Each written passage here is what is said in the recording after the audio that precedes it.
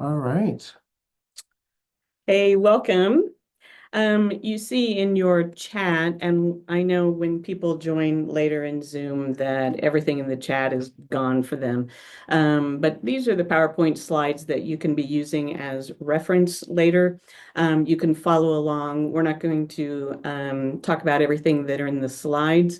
They're really for your reference. And what we wanted to do in this presentation is just have the two of us be our natural selves and not Yeah. try to do the PowerPoint thing along with this.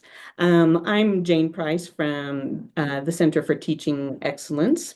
And my name is Kostya Vasenko. I'm with the graduate school. And I wanted to say at the outset that really is designed for international students. Anybody is welcome, of course, to join in if you weren't totally clear on what the point of all of this is. And it's not going to be a cross-cultural study to compare a bunch of, different cultures. Of course, that'll be a component, but mostly we're giving you big ideas, big strategies.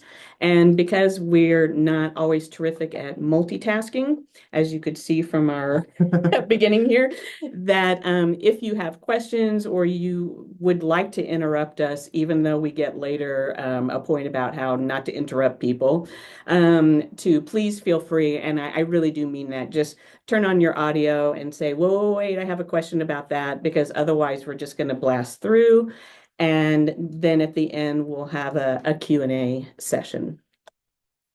So again, if you're just joining, the PowerPoint is in the chat if you would like to download that and follow along. And I'm Jane Price again. Yeah, I'm Kostya Vasenko. I work for the graduate school here at the Mhm. University of Utah. I work with international students, particularly with international students who are either TAs or research assistants, and stuff like that. And I'm a course consultant here at CTE, but I did teach in the linguistics program in the ESL department at that time and at the University of Texas. I taught the international students, so it's always fun to come back in and revisit these topics. I wanted to start out with kind of a context for um, why the topics are that we've chosen to put in this presentation. And by that, I mean, in your PowerPoint, you have a picture of Levittown, which was one of the first kind of planned suburbs where my dad grew up.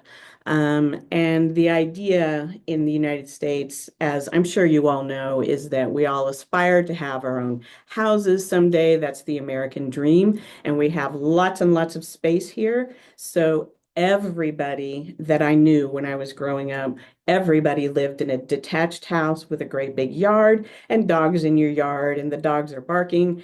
And we have this idea of this is my space and I can do anything I want and I can be loud and I don't have to worry about annoying people that are in a room right next to me because nobody lives like that. So I'm talking about, apartments.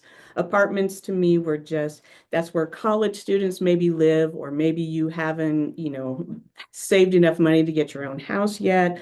But the idea of living, that kind of New York style, well, most of us are from the Midwest and the West, and there just isn't such a thing as that, living with people on all sides of you. So anyway, yes, and that's the angle that we're approaching this because we'll be talking about nonverbal communication, specifically for international students and how they navigate that. So last time, if you attended our meeting last time, which was about a month ago, we talked about verbal communication, whether in the classroom or in the workplace. Mhm. Today, we're going to talk about nonverbal and what Jane was saying basically. We're explaining basically why Americans are the way they are and why things are the way they are. Some of you asked questions about the slides. So we're actually not going to be, so the slides are in the chat. I'm gonna re-upload them again. We decided to just kind of do face-to-face conversation instead of switching between Mhm. our faces and slides. So Mhm. it's going to be a little tricky, but You it can should, follow along with your yeah, slides, but really we're just yeah, going to tell you what we really want you to know. And we're starting out here. The first topic is personal space. Yes. And I think, because this is my culture, I hadn't really given it near the amount of thought that Kostya had. Can you tell us a little bit about your background and Yeah, of course. So I should have mentioned. So, and Jane is originally from, well, Oklahoma? yeah, she's from the US. I'm originally from Ukraine, which is in Eastern Europe. And so I came to this country about 13 years ago. And so I noticed that one of the things I noticed was how much personal space and how individualistic Americans are. I remember going to it was like a meeting, right? And then nobody was sitting right next to each other. It was always a seat between them. And coming from Eastern Europe, you kind of always want to, sit next to someone and make friends. But what I'm saying is, if you come from a culture where you do sit next close to each other, here you want to be aware of that because some Americans will be uncomfortable. If you sit right next to them, right, they might move away from you, which is seems self-explanatory, like seems, you would know that, but we still want to cover some things like that. But yeah, But so my example of, okay, so where we're going with this is Americans have a pretty strong feeling about personal space, and we don't want you coming too close. I remember I used to work at the University of Oklahoma, and we had summer programs with international students to come, teenagers come, stay with the host family. And so I was chaperoning a dance, meaning like I'm the adult there to keep the teenagers in line. And I noticed that I was talking to one of the Latino students, and that the music kept getting louder and louder and louder. And I finally realized that we were circling the perimeter, the outside of the dance, until I had backed up against the speaker behind me. Because every time I took a step back, he would take a step forward, keep talking. I would step back, he would step forward. And, after that, I thought, wow, I really like my personal space, and I don't want this student getting too close to me. So, you probably can imagine that scenario. And a lot of this presentation, the point is going to be the situation, the context, and how formal you need to be. So I could think of personal space, the more formal, the more space you need. So if you're at a job interview or something that really is a formal, or you're giving a presentation, you want maximum space between you and your audience. And then, of course, the more informal the situation, the closer you can be. I've known Kostya for a long time now, so yeah, I'm happy to have yeah. him right close to me. But still, this is Yeah, but I'm not going to be snuggled up with him during this because we're trying to be a little more formal here. So always better to have more space than you think is necessary to keep especially your American audience feeling comfortable. super quick. And I'm sure some of you are like, oh, I'll probably already know some of the stuff. Some of the Mhm, stuff is actually you probably are aware of this, but you might not even notice these things. And we'll mhm, have plenty of examples of different types of nonverbal communication where because you might be, kind of acting like you would in your home country or something like that, people might perceive you as maybe not professional in the workplace, mhm, or maybe not professional if you are, I don't know, a TA or something else. But that's why we're hoping it's going to be helpful with mhm. wherever you end up. Yeah.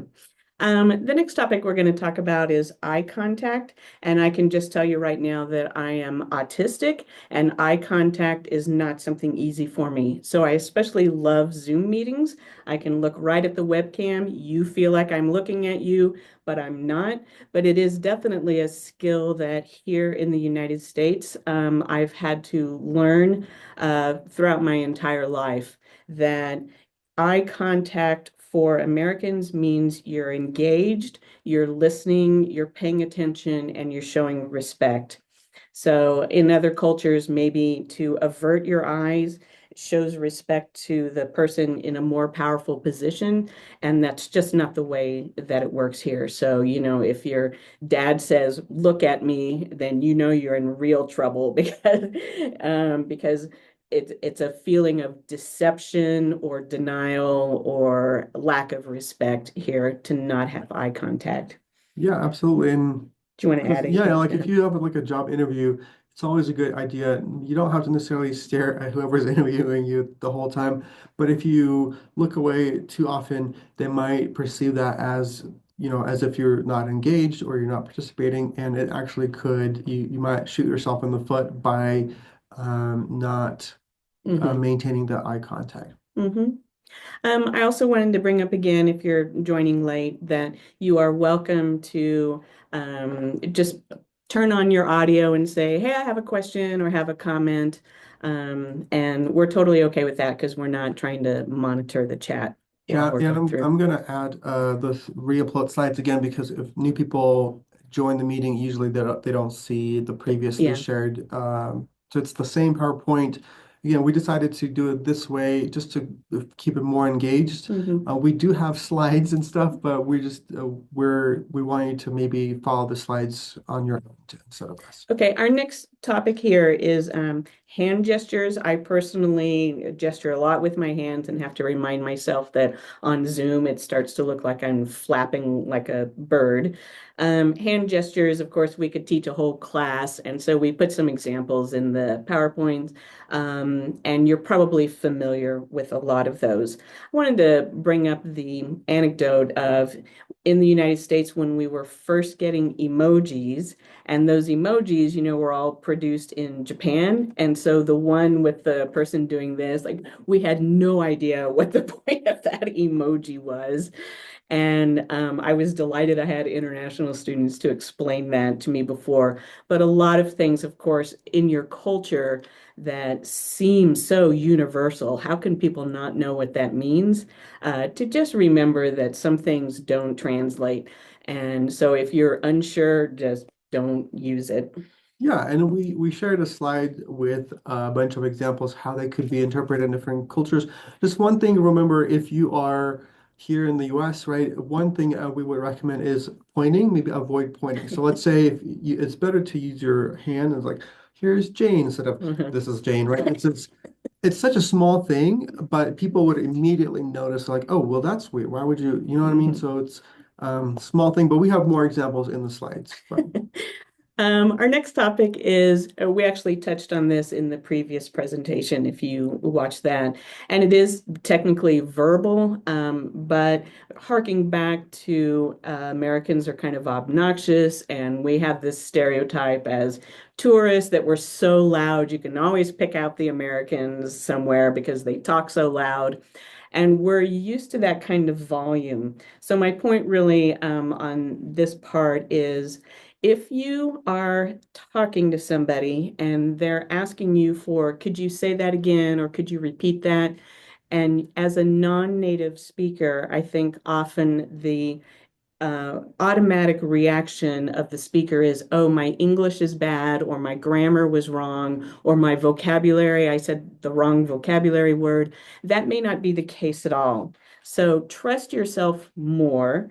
And my suggestion in those kinds of situations is it might really just be a volume thing. We're used to people being kind of loud, and maybe they simply didn't hear what you said. So don't try to rephrase the same idea and use new vocabulary or do something different with the grammar. Say exactly the same thing that you had just said and just say it a little bit louder and maybe a little bit slower and see if that fixes.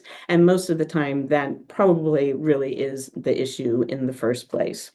yeah, and sometimes if you paraphrase things instead of repeating it, it might actually be worse. Yeah, So, um, because then they have to go back and go, yeah, okay, what I thought they said was yeah, yeah. not okay, and they have to start from the beginning. Um, and I also wanted to say things, it's also culturally specific, what kind of what I would call fillers Mhm. that you put in a conversation. So Kostya just said, So I can tell that he's listening to Too me. close. Okay. Just kidding. Don't point. And that to every culture, has some kind of what do you say to show your listener that you're still listening to them. So, we do a lot of right and Mhm. those. So we encourage you to, yes, do those, and feel natural. And that's not a formality thing. You're not interrupting the person. You're just showing that you're listening. So in that case, it's okay to interrupt and just put those wherever it's appropriate. But we also are a culture that is not, we don't really like people to interrupt us, especially depending on the formality level. So in other cultures, you can agree with the person by finishing their sentence or, talking over them in agreement. But we really like the turn taking more in formal situations. If you're just with your friends and you're out to dinner, yeah, you can talk over, talk at the same time and interrupt each other. And, that's probably okay with your family if it's not your dad. But to really think about the more formal, the more you want to stop what you're saying, now it's their turn to talk. Yeah, and and we both had a background in ESL, so English, teaching English as a second language. We've had plenty of students. I've had students who would like literally talk over me, and they would start talking like they would talk louder than me. And you know what I mean? Like even though I was their instructor, that was, of course, not. They were not trying to be rude, Mhm. but in their culture, it was okay to speak louder while the other person is still finishing their thought. But we would Mhm. argue that it's safer to just take turns and not interrupt. And if you do, just say, "Oh, so sorry to interrupt," or something like that.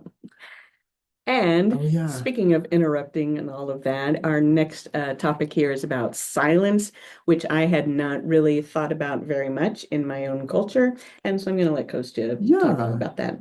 course. Thank you. I'll be silent. No, but you might, if again, depends on where you're from, or maybe your students or your coworkers are from. But in general, the U.S. American culture, and again, if you are in the audience, if you are American, hopefully you're not going to get offended. We're just trying to explain how nonverbal communication could be Construed. as unprofessional by some. But anyway, so typically Americans are so uncomfortable with silence. And I read a study where, let's say, if no one is talking for like 2 seconds, like this is awkward, right? And you can almost immediately feel that. If let's say if you are a TA or something, if you're teaching a class or something, that could be a little bit different because typically if you ask a question, and maybe Jane will expand on that, but typically, you have to be aware that Americans are not comfortable with silence. And if you are from a culture where silence is more predominant, right? You kind of have to be aware of that, and maybe, I don't know, if no one is saying anything, you can just say something because otherwise, um, the others So will be yes, uncomfortable. to elaborate on what Coach is saying here, especially if you are maybe a TA or an instructor and you are presenting an open-ended question to your class, that you know how this works, that an American student is going to jump in and just say anything as soon as possible, just so there's no silence. So what ends up happening, even for the American students, is, oh, this person always answers the question. If I had been given a little bit more time, I could have really come up with a smart answer, but they've already answered it, so I give up. So those introverts or students who might need just a little more time to think through something often don't get the chance Mhm. to really say what they want to say. So some things you can do is you can just tell if in a classroom situation, you can say, I'll give you a few seconds to think about this, and then I'll take some answers. Or you can, you don't want to make the students feel like they're in a pop quiz, but you can ask individual, did you have any thoughts on this? Or to try to encourage your quieter students to participate in a work situation. It's a total power balance thing, right? So, um, you don't want to point out that somebody always does the talking. Like in a classroom, hopefully your students, but the shy ones aren't going to come up to you, but that they could feel comfortable saying, I had an answer to this, I didn't have it ready when you asked me. So think about in your work situations, just those strategies of if you are the one running a meeting to maybe just say, so let's think about this a little bit. Before anybody gives an answer, I just want to give everyone enough time to really think this question through. And that might be helpful to eliminate the awkward moment where somebody just says something because we're Americans and we don't like silence. Yes, absolutely. Okay. Um, Oh, yes. So the next topic is touch. And again, th those of you who are maybe just joining us, we're talking about nonverbal communication in the workplace or in the classroom, and we're kind of comparing American culture with non-American cultures. And so the next subtopic is touch. And there are plenty of studies who actually found who have studied American behavior, and they found that Americans are actually one of the most touch-deprived cultures. In other words, Americans don't touch each other. I read this article where they compared like a typical two friends having lunch, and then two, I think it was like Latin American like friends, and the Latin American friends actually touch each other more than 50 times per hour, while Americans only touch each other like twice. And of course, just to be clear, of course, there are people who are like super touchy, they're huggers. Others are like, oh, so you're a hugger, right? So they actually by saying, oh, you're a hugger, they're kind of telling you they don't like yeah. hugging in the first place. So And again, a lot of this is the depends on the formality of the situation. So our recommendation, if you are an instructor with students, do not touch your students, yes. like ever. And then, in a work situation, the more formal, the more distance you want, and the less touching you want to do with your friends and family, whatever. And once you are, with a coworker, so Kosi and I know each other, and Like we so, hug. I can shove Yeah. him aside and it's fine. But if there's any doubt, just don't touch the person and you'll be safe. That better safe than sorry. I remember speaking of non-formal Mhm. examples. I remember it was like my first or second year in it was here in Utah, and I remember it was a friend of a friend, and it was like just a birthday party, and then this girl, I think she was from Brazil, she like came up to me and then like she kissed me on the cheeks. I was like, oh my gosh, like do I know her? Why is she kissing me, right? In Eastern Europe, where I'm from, that would be normal if like let's say if a female asked kissed a male on the cheek if they knew each other. There are some countries like Armenia or Georgia where even men kiss each other on the cheek and that's not considered weird at all. Or like I remember another example, I had a job interview and it was a person from the Middle East and they were actually touching my back, like kind of like rubbing my back. Um, and that was I was a little bit, that was a little bit unusual, but in their culture that was totally fine. So if you are Mhm. from a culture that where you guys like to touch, hug and kiss each other, you have to be aware that Americans in general are not very into that. Shake our hand and then step Yeah, aside. yep, yep. Okay. Moving on, our next topic here on punctuality. And again, punctuality, you probably learned this, a long time ago, but really just is context based and depends on the situation. For any formal work situation or class starting time, Zoom meeting starting time, punctuality is paramount to show that you're professional and you're taking this seriously. And of course, then the less formal the situation, the more loose the time of arrival is. So parties and dinners, that gets a lot more flexible.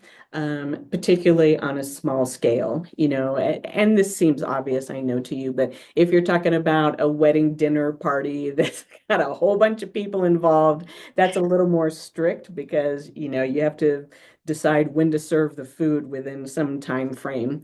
But just to remember that the more formal, the more punctual and on time starting we are as a show of respect and formality and professionalism.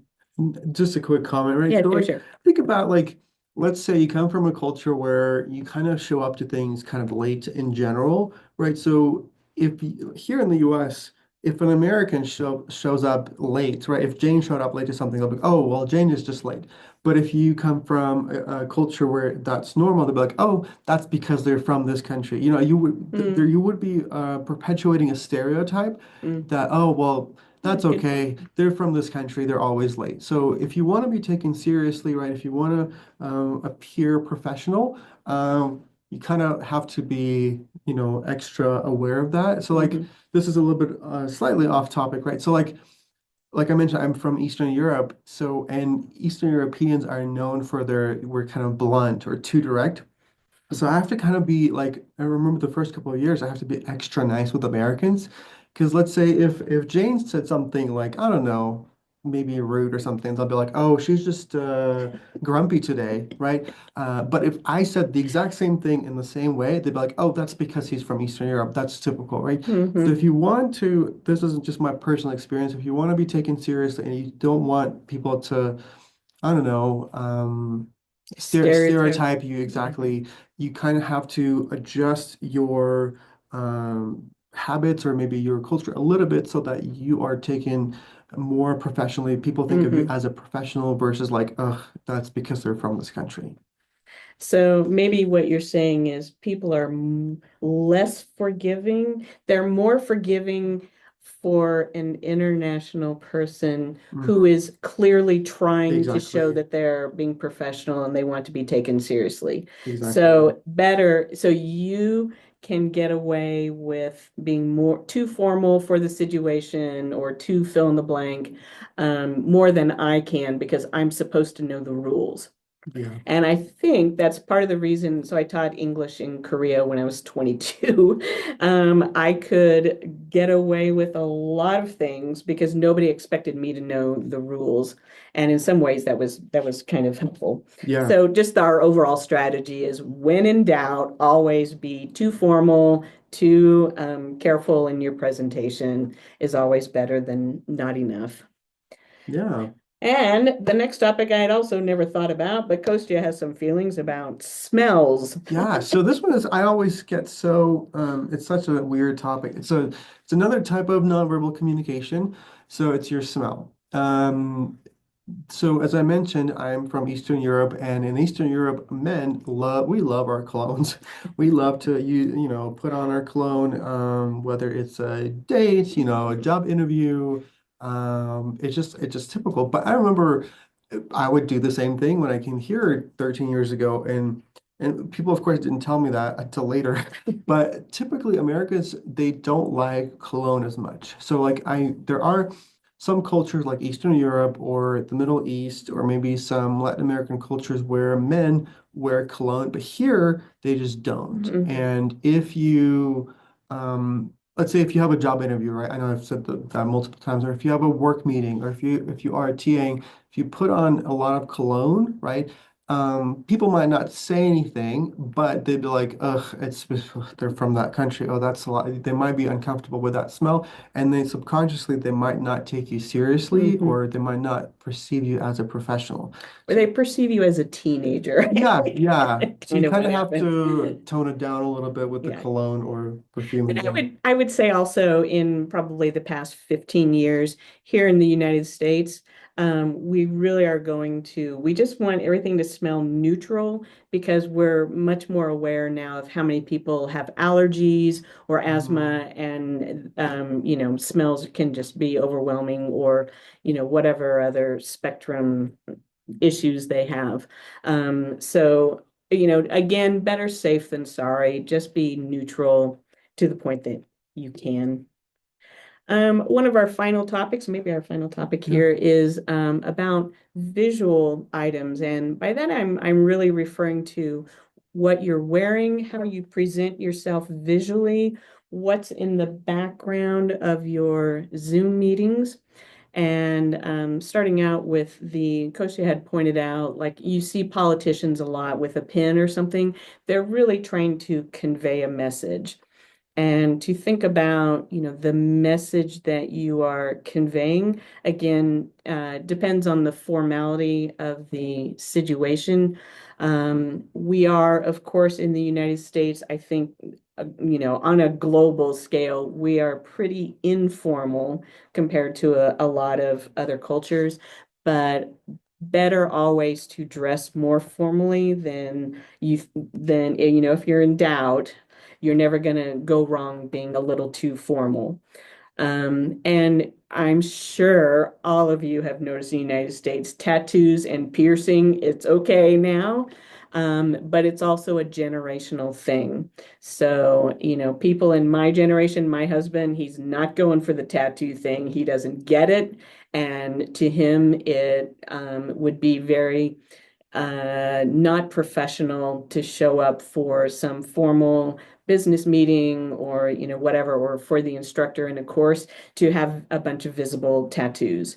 So if you have tattoos, I still recommend at this point that if you're doing something business related, to not have them totally visible, especially if you're going to be dealing with people who are in an older generation.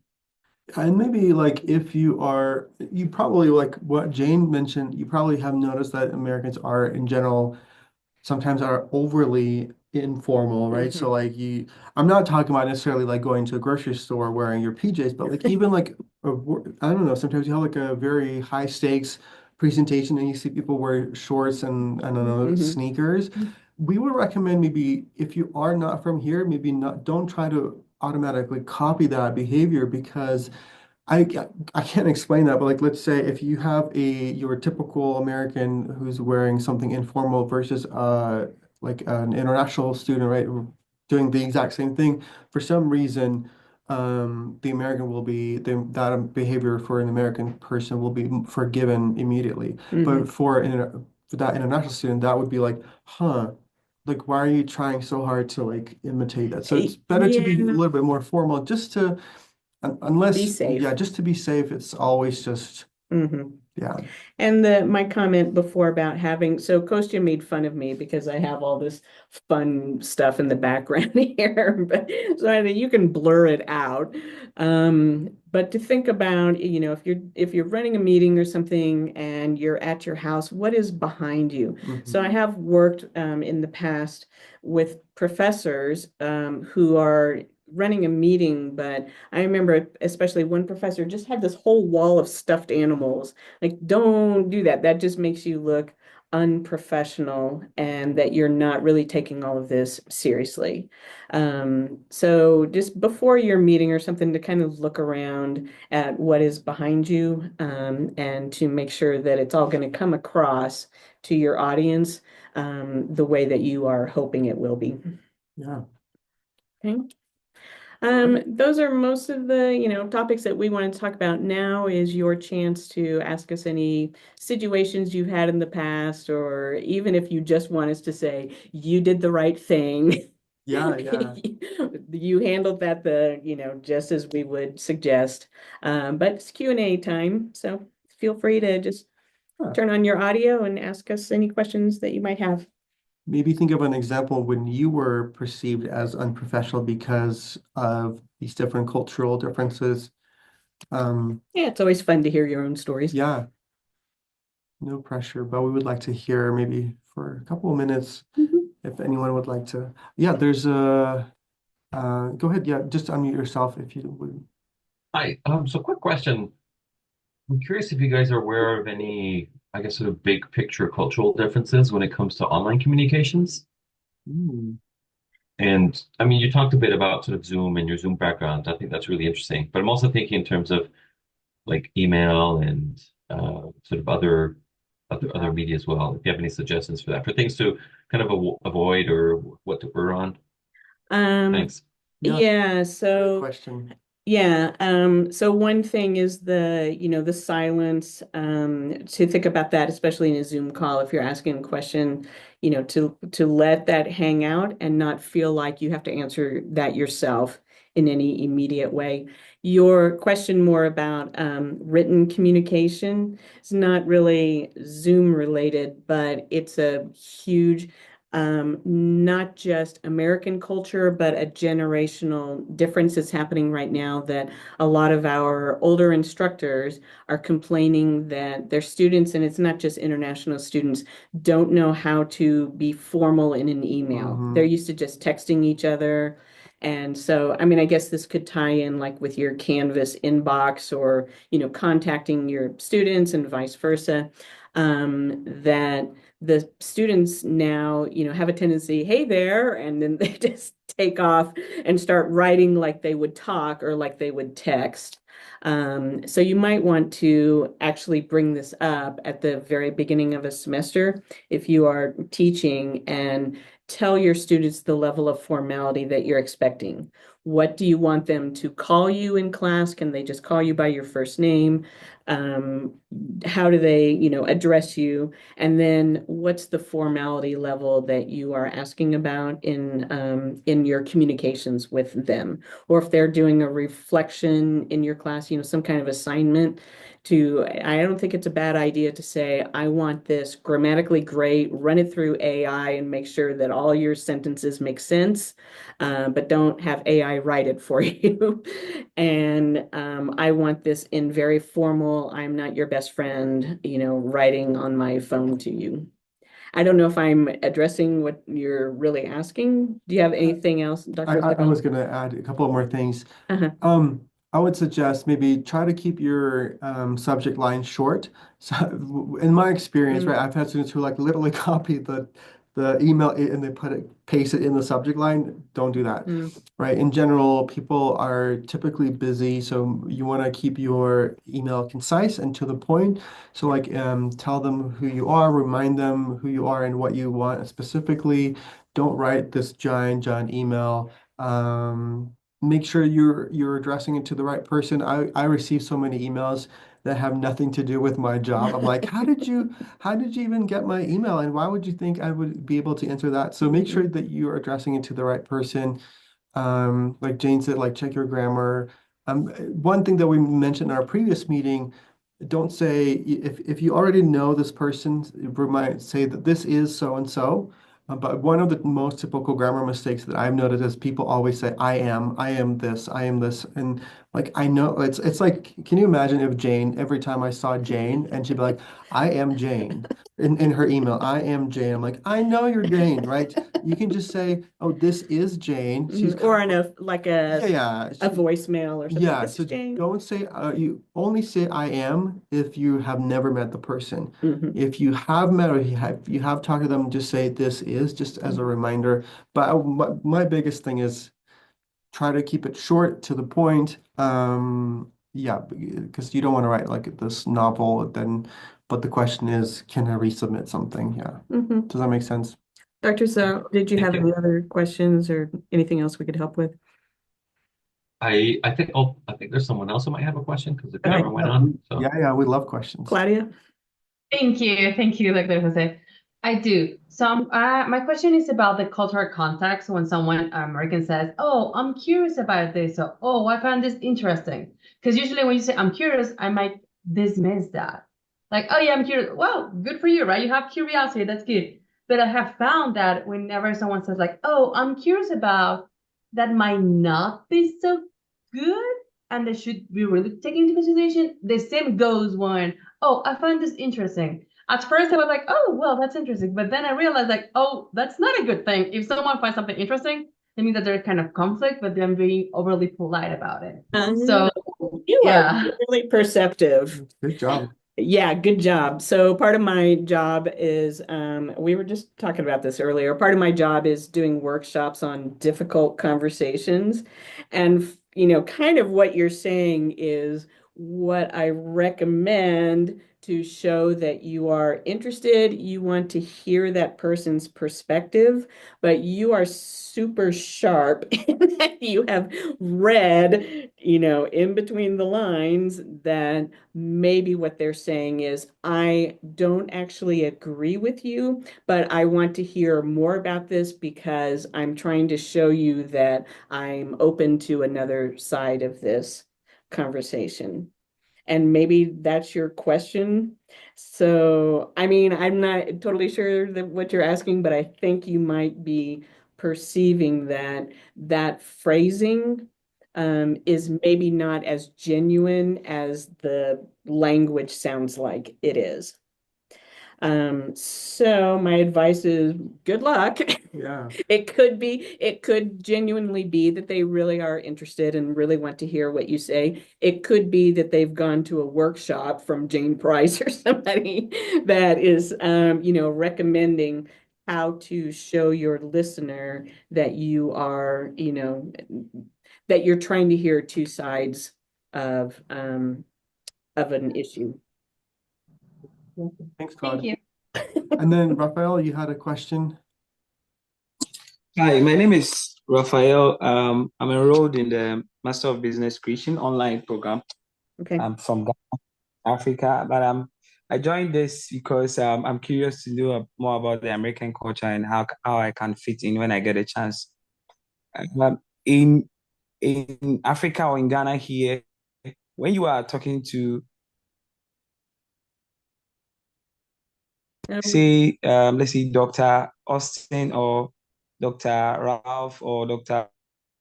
so and so. But then I found that in the American culture, you can just call them by the first name.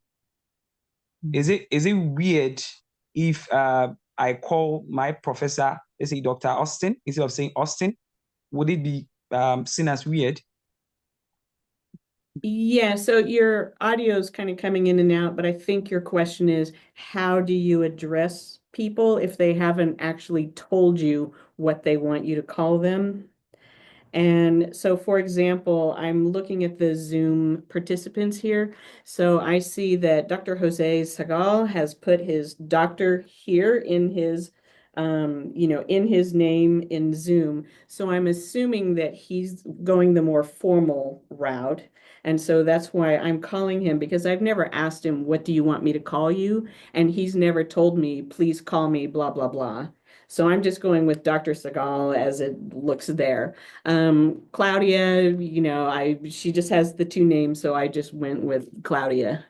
So it's always better to be more formal and have the person say, oh no, just call me Jane, or whatever. So always start with being the maximum formal. And then if the person is uncomfortable with you being that formal, they will tell you. Yeah. But always better to show more respect than the person feels like they want in that situation. Yeah, I was also going to mention, I'm also getting my doctoral degree right now, and I had instructors who insist that I call them by their first name, but I just can't do it. It's just like it just seems and they're like, but it's funny because they're like, oh, call me by my first name, and then I still say Dr. So and so and their last name. It's just, but I've had all other classmates who do call my instructors by their first name, and it's always, yeah. I would say listen to the instructor. If they really insist Mhm. on being called by their first name, that's totally fine. But it's much more Mhm. horrifying to call somebody by their first name and have them respond with, please call me Oh yeah. Doctor so and so. Like that's what you really want to Yeah, avoid. you've messed up. Yeah, now you're in real trouble. So, Yeah. so better safe than sorry until, you are told to be less formal. That's a great question, Raphael. There's one more question from in the chat. So it's I, do you have to make small talk in class, elevators, or other stairs to avoid? Yeah, so it's not weird. Yeah, okay. So I think that's also kind of a generational thing that, I take the bus every day and everybody is, don't sit next to me. Don't, they're looking at their phones. They're clearly don't want to engage. with you. And it's my personality that if something seems like people should be talking about something that's happening around them, I'm the first person to just, hey, look at the blah, blah, blah.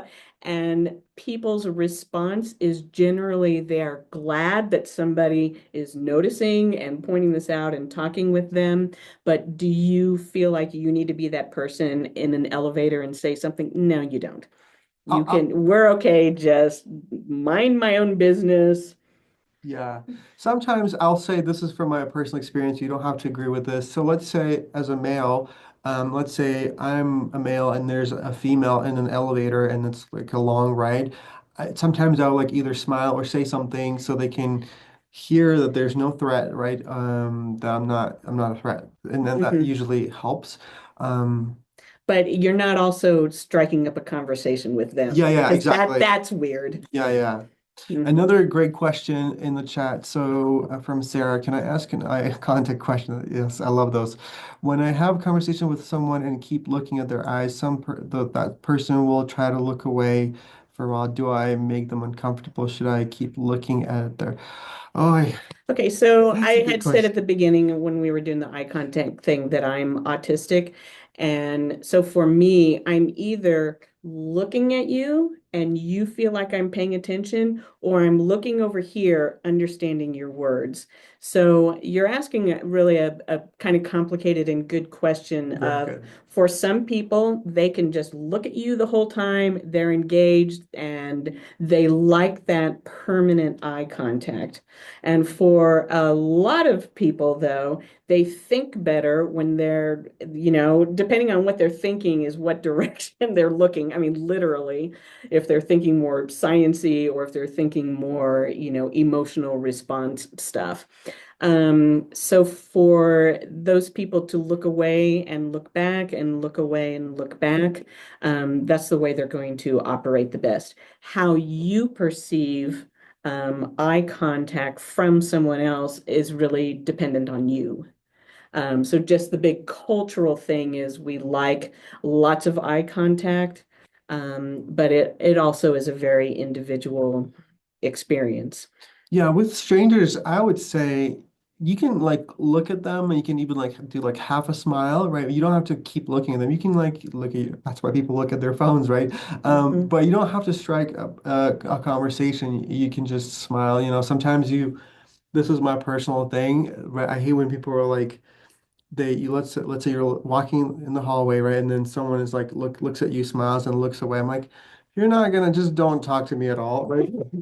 Like, but it's not gonna be weird if you look at them and like smile. You don't have to start a conversation, but eye contact can be a little bit tricky. With it, let's say if what we mentioned earlier at the beginning, if it's like a job interview or a work meeting, of course you want to keep that eye Mhm. contact because you know those people, they're not strangers most of the time. But with strangers, it's okay to look at them and then look away, and then Mhm. you don't have to start a conversation. I don't know. Are we answering your question? Hopefully, we're not. I feel like we're making it worse. It just there are some people, and there are some people also that are so, let's say they're busy, they're tired, they're li literally looking at the wall, but you think they're looking at you, but they're just like so tired. It depends on the person. So I guess my easy answer is look at the person, take a break, look at the person, take a break. That's fine. Yeah, yeah. But a conversation is definitely optional. Well, we're almost out of time. Were there any other questions?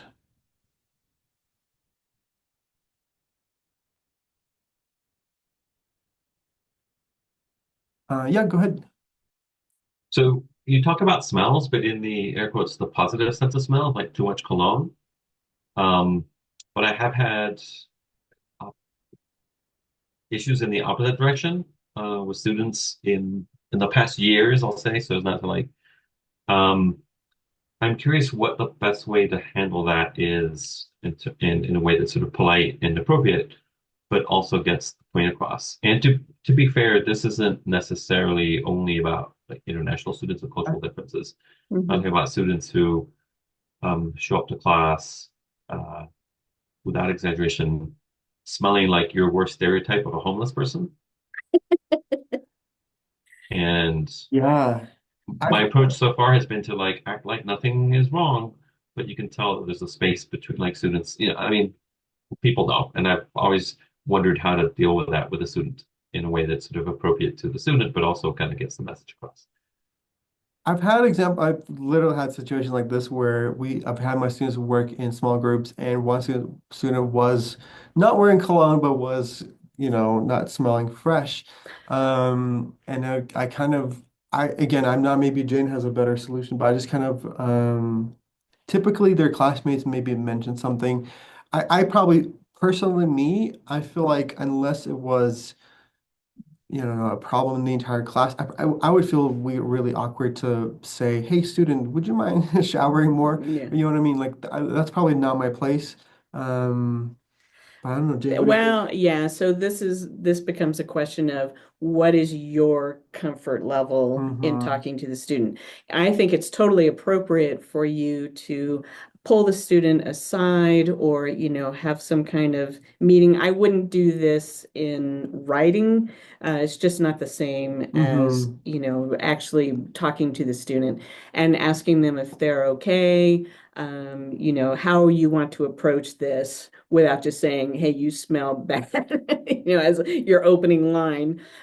So that is, that's totally a what are you comfortable with? Yeah. But to assure you that you're also not the student's therapist, Mm-hmm. and don't feel like it's part of your job to, totally acclimate the student beyond your comfort level. So there's our non-answer of, Yeah. yeah, are Terrible. you comfortable enough, to approach this topic with the student? Because that's not part of your job description. At the same time, if you don't say anything to the student, the student might continue that behavior without realizing everyone is making fun of Yeah, he them. makes a good point. So if you can do this in a delicate way where Hmm. you bring it up to help the student so that others actually Hmm. don't make fun of them, there might hmm actually be a good thing. hmm It just all depends on, like Jane said, the relationship with that Right. student. So he's the international student, director guy. So you just send them to Coach Jim Yeah, yeah, and he'll take care of it. yeah. But thank you guys for your time, and we hope that this was helpful. We're gonna send you the PowerPoint, and we usually put the link to the recording in the Mhm. ITAP website under resources, which I still have to do that. But thank you so much. We're hoping to have these kinds of meetings, I don't know, a couple of times per semester, talk about, you know, things that are important and maybe not everyone has time to discuss them. But anyway, did Okay. you have any final Yep. thoughts? Any final thoughts, anybody, before we sign out? All right. All right. Well, thank you for your Thank time. you. Yep. Questions. Have a good rest of the day. Bye. Bye.